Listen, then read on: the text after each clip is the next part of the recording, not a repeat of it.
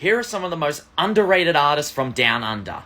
Now, I think it's fair to say that some of the most popular artists from Australia, like Sia and Tones and I, are not exactly the most well received and probably have sort of given Australian music a bit of a bad rep.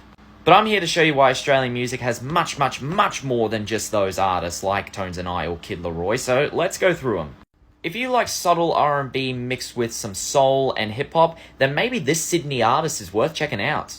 At the moment, she has a very small discography. She doesn't even have an EP yet. But songs like Want It All and Demons are songs that I do recommend listening to, and maybe try getting into this artist before she does become bigger or does release a bigger project. Easily one of the most promising and exciting faces to hail from Australia. It's hard to explain what Genesis Owusu does sonically. He does a bit of hip-hop, he does a bit of funk, he does a bit of R&B, a bit of rock. He can do a bit of everything. There's no limits with this guy. Smiling with No Teeth is an amazing album. I've seen him live. He's an amazing performer, so definitely check him out if you haven't yet. Up next, we have Baker Boy. He is getting a little bit of attention as he did win a few ARIAs, but not enough in my opinion. Not only do I love the way this guy sticks to his native indigenous roots with his music, but the way he combines those elements with elements of R&B, funk, and hip-hop without sounding as pretentious as some of the street rappers from Australia is amazing.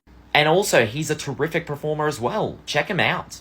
Up next, we have probably one of the best songwriters from Australia, Alex Cameron. If you are into concept albums or albums that plays with persona, then Force Witness is a must-listen. Or if you're into albums that are a bit more personal, then Miami Memory is also a great album. I saw this guy last week at Wildlands, and I checked him out a little bit before seeing him, but I did really enjoy his performance. He does the hard-hitting songs well, but also does the emotional songs pretty well. And I'd take him any day over other Australian rappers like Chillin' It or fucking 1-4.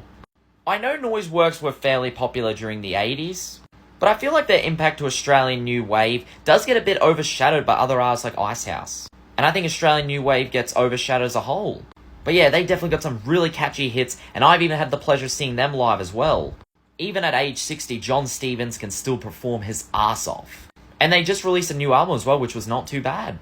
Speaking of artists popular during different waves, the Go-Betweens. Kind of a one-hit wonder, but when you look past that song, they have some great jangle pop records from the 80s. If you like your jangle pop to be a bit more subtle and a bit acoustic, check these guys out. One of the only Australian bands I can think of where some of their music now is on just as good as some of their old music. And I've also had the pleasure of seeing these guys live as well at a pub. Dave McCormack is definitely one of the quirkiest indie rockers you'll ever see coming out of this country.